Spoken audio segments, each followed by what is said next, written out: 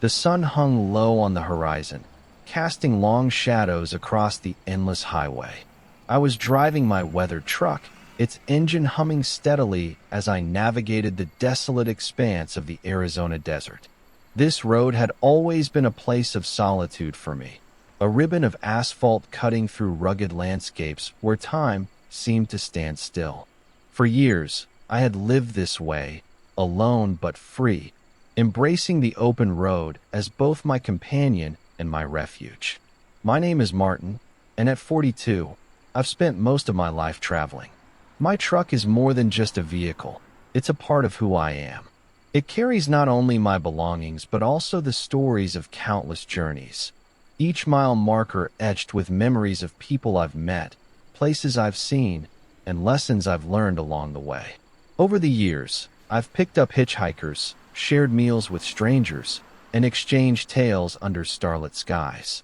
Each encounter left an impression, however fleeting, shaping the man I've become. That day, though, something felt different. The air carried an unusual stillness, as if the world itself was holding its breath. It was then that I saw him, a young man standing on the shoulder of the road, his thumb raised in a gesture both hopeful and resigned. He wore a faded yellow t-shirt and a cap, his backpack slung carelessly over one shoulder. There was nothing remarkable about him at first glance, but something in the way he stood there, calm and patient, caught my attention. Most hitchhikers I'd encountered were either desperate or restless, their energy palpable even from a distance. But this boy, he seemed almost serene, as if he trusted the universe to deliver him wherever he needed to go. I slowed the truck, feeling the weight of the trailer sway slightly as I pulled over. He approached with measured steps, his eyes scanning me with a mix of curiosity and caution. "Hey," he said when he reached the passenger side, leaning a hand on the door. "Can you give me a lift? I'm heading to the next town." I looked at him for a moment, assessing. His posture was relaxed, his expression calm, and there was a half-smile playing at the corners of his mouth that made him seem approachable. "Hop in," I replied with a nod, gesturing toward the seat beside me. He climbed in without hesitation, slinging his backpack onto the floorboard. "Thanks, Uncle," he said, settling into the seat and pulling on his seatbelt. "It's been a while since anyone stopped." "Not everyone has the time or the courage to stop," I replied, shifting into gear and easing back onto the road. "But sometimes a push helps." As we merged back onto the highway, he turned his gaze to the window, watching the tranquil landscape roll by. The late afternoon sun reflected off the visor of his cap, casting soft shadows across his face. I glanced at him occasionally, noting the way he seemed content to sit quietly, observing the world outside. There was a maturity in his demeanor that belied his youth, a quiet confidence that intrigued me. We began talking after a while, our conversation flowing naturally as the miles stretched before us. He introduced himself as Ethan, explaining that he was meeting relatives in the next town. His answers were brief, almost dismissive, as if he didn't want to delve too deeply into his story. Yet there was a spark of curiosity in his questions about life on the road, about what it meant to spend so much time behind the wheel. "You've picked up all sorts of people, haven't you?" Ethan asked, fiddling with the strap of his backpack. "Everyone has their own story, right?" "That's true," I agreed, keeping my eyes on the road. "Some are running from something, others toward it. But everyone ends up crossing paths with someone eventually." He nodded thoughtfully, his gaze fixed on the horizon. "What about you, Uncle? What's your story?" I chuckled lightly, shaking my head. "If I told you half of it, we wouldn't make it to the next town today." Ethan laughed, the sound warm and genuine. "Come on, give me one adventure. Something bold." I hesitated, considering his request. The roar of the engine filled the silence as I searched for the right words. Finally, I began recounting a tale from years ago, a chance encounter at a gas station restaurant that had led to an unexpected connection. As I spoke, I noticed Ethan leaning forward slightly, his interest evident in the way he hung on every word. When I finished, he He grinned, clearly entertained. You're full of surprises, aren't you? Life on the road tends to do that to you, I replied with a shrug. Keeps things interesting. Our conversation continued effortlessly, weaving between light-hearted banter and deeper reflections. By the time the sun dipped below the horizon, painting the sky in shades of orange and purple, the atmosphere in the truck had grown comfortable, almost familiar. Ethan's presence was easygoing yet intriguing, leaving me wondering what other layers lay beneath the surface of this seemingly ordinary young man.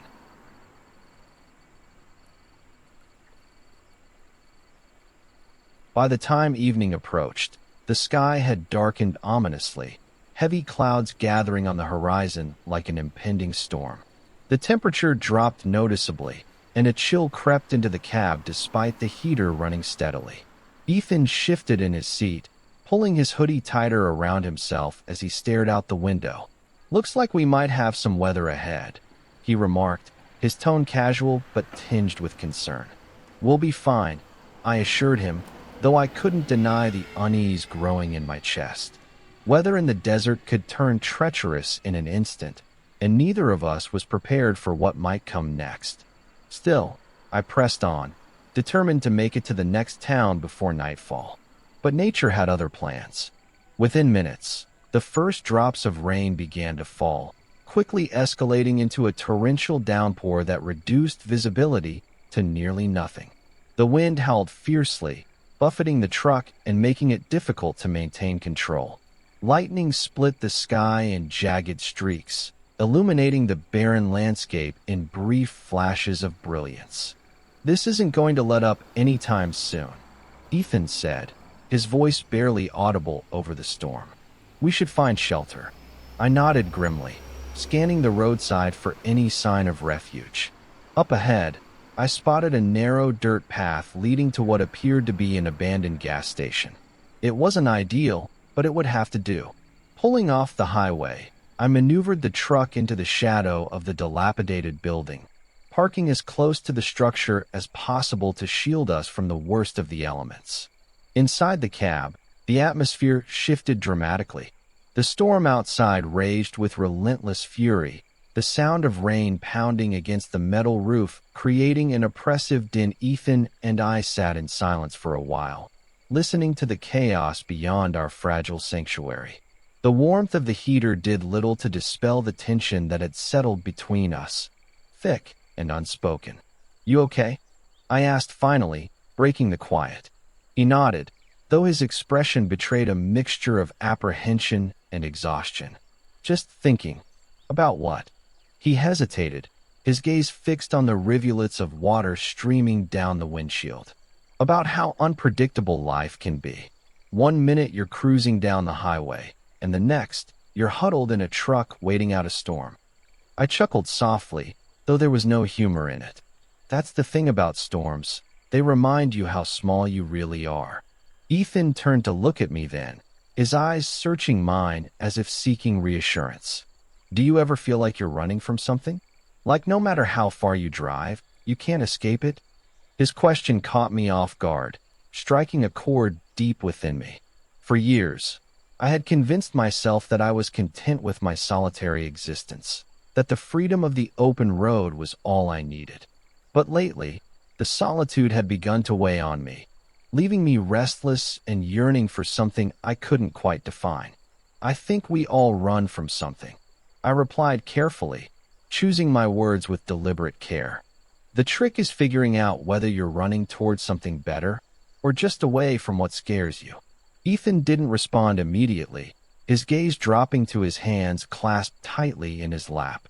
The storm outside continued to rage, but inside the cab, the air grew heavier with unspoken emotion. Without warning, he reached out, his fingers brushing against mine in a gesture so tentative it sent a jolt through my entire body. I don't want to run anymore, he whispered, his voice barely audible above the storm.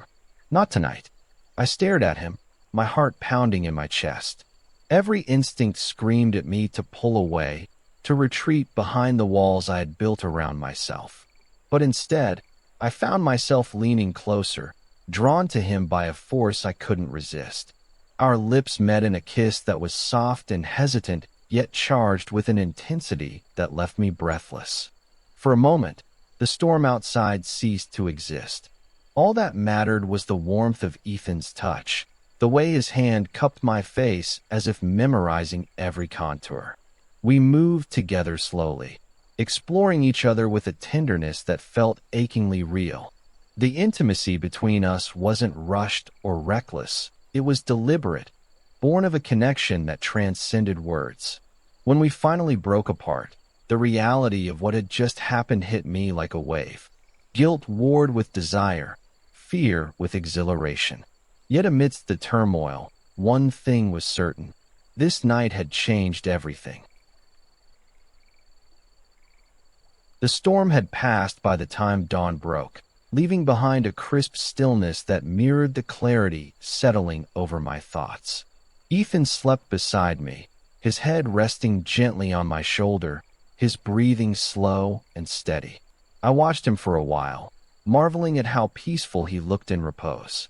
Last night had been unexpected, yet it didn't feel wrong. If anything, it felt like the beginning of something new, something I hadn't realized I was searching for until now. When Ethan stirred awake, his eyes fluttered open, meeting mine with a softness that made my chest tighten. "Morning," he murmured, his voice rough with sleep. "Morning," I replied, brushing a strand of hair from his forehead. Neither of us spoke about what had transpired the night before, not right away. Instead, we packed up our things and resumed our journey. The connection between us altered, but no less profound. As we approached the next town, Ethan turned to me, his expression thoughtful. "What happens now?" he asked, voicing the question that had been lingering in my mind as well. "I don't know," I admitted. "But whatever it is, we'll figure it out together." And for the first time in a long time, I believed it. The road ahead was still uncertain, but I no longer feared the unknown. Whatever challenges lay ahead, I knew I could face them with courage and an open heart. After all, the most meaningful journeys weren't about arriving at a destination. They were about embracing the twists and turns along the way. The bus station was bustling with activity, the hum of voices and the shuffle of footsteps creating a symphony of movement. I stood there for a moment, watching Jake's truck disappear into the distance until it became just another speck in the sea of vehicles. My backpack felt heavier than it had before, though I knew nothing inside it had changed. It wasn't the weight of my belongings pressing down on me. It was the weight of what I'd left behind. I thought about Jake as I boarded the bus, his scruffy beard and those piercing eyes that seemed to see straight through me. There was something magnetic about him, something I couldn't quite put into words. He wasn't just another face in the crowd. He was someone who had cracked open a part of me I didn't even know existed. As the bus pulled away from the curb and onto a narrow dirt track, I felt a strange sense of anticipation, not just for the evening ahead, but for whatever connection might unfold between us. That night, after checking into a cheap motel near the bus station, I sat down at the small desk in my room and pulled out a notebook. Writing had always been my way of processing emotions, of making sense of the chaos swirling in my mind. I flipped to a blank page and began to write. "Dear Jake, I don't know if I'll ever send this letter, or if I even should. Maybe it's better to let these words exist only here, trapped between the pages of a journal that will likely gather dust in some forgotten corner of my backpack. But I need to write them anyway, if only to untangle the jumble of thoughts in my head. Meeting you was unexpected. You were unexpected. In the span of a few days, you managed to turn my carefully constructed world upside down, forcing me to confront feelings I'd buried so deeply I didn't even realize they were there. I don't know what to call what happened between us, whether it was fate, coincidence, or simply two lost souls finding each other in the middle of nowhere. All I know is that it mattered. More than I expected, more than I wanted to admit. I wish I could say goodbye to you properly, but I know that's impossible. Goodbyes imply closure, and this doesn't feel closed. It feels like a beginning, albeit one I'm not sure how to navigate. Maybe someday I'll look back on this moment and laugh at how naive I was, how blind to the possibilities life holds. Or maybe I'll regret not holding on tighter, not fighting harder to keep you in my orbit. For now, I'll carry you with me, in the photographs I take, in the stories I tell, in the quiet spaces between breaths. Wherever the road takes me next, I hope it leads you somewhere good too. Yours always, Ethan. I folded the letter neatly and slipped it into an envelope, sealing it shut before tucking it into my backpack. Whether I'd ever send it was irrelevant. What mattered was that I'd written it, that I'd acknowledged the impact Jake had on me, however fleeting our time together may have been. The journey continued, each mile bringing me closer to destinations unknown. As the bus rattled along, I found myself reflecting on the lessons Jake had inadvertently taught me. Life, much like the open road, was unpredictable. It threw storms your way when you least expected them, tested your resolve, and forced you to adapt.